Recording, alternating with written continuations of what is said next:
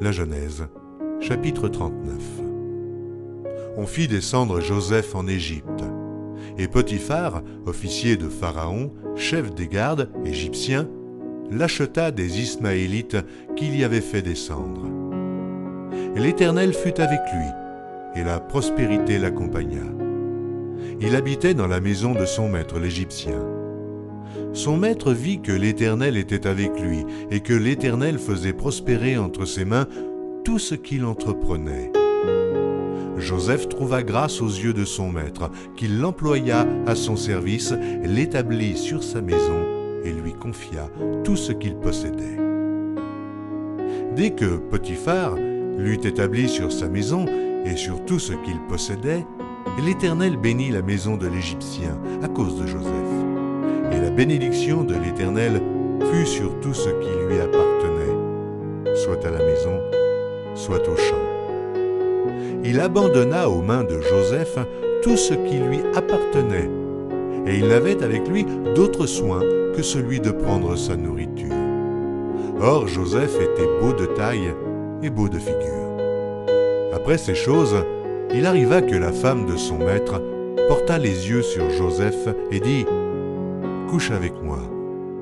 Il refusa et dit à la femme de son maître « Voici mon maître ne prend avec moi connaissance de rien dans la maison. Et il a remis entre mes mains tout ce qui lui appartient. Il n'est pas plus grand que moi dans cette maison, et il ne m'a rien interdit, excepté toi, parce que tu es sa femme. Comment ferais-je un aussi grand mal et pécherais-je contre Dieu ?» Quoiqu'elle parlât tous les jours à Joseph, il refusa de coucher auprès d'elle et d'être avec elle. Un jour qu'il était entré dans la maison pour faire son ouvrage, et qu'il n'y avait là aucun des gens de la maison, elle le saisit par son vêtement en disant « Couche avec moi ». Il lui laissa son vêtement dans la main et s'enfuit au dehors. Lorsqu'elle vit qu'il lui avait laissé son vêtement dans la main et qu'il s'était enfui dehors, elle appela les gens de la maison et leur dit « Voyez, il nous a amené un Hébreu pour se jouer de nous. Cet homme est venu vers moi pour coucher avec moi, mais j'ai crié à haute voix.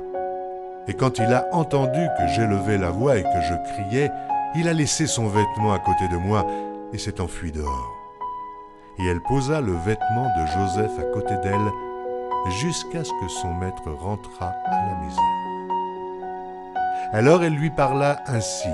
« L'esclave hébreu que tu nous as amené est venu vers moi pour se jouer de moi. Et comme j'ai élevé la voix et que j'ai crié, il a laissé son vêtement à côté de moi et s'est enfui dehors. » Après avoir entendu les paroles de sa femme qui lui disait « Voilà ce que m'a fait ton esclave », le maître de Joseph fut enflammé de colère. Il prit Joseph et le mit dans la prison, dans le lieu où les prisonniers du roi étaient enfermés. Il fut là, en prison. L'Éternel fut avec Joseph, et il étendit sur lui sa bonté. Il le mit en faveur aux yeux du chef de la prison.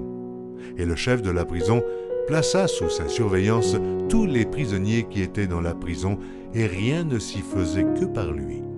Le chef de la prison ne prenait aucune connaissance de ce que Joseph avait en main, parce que l'Éternel était avec lui.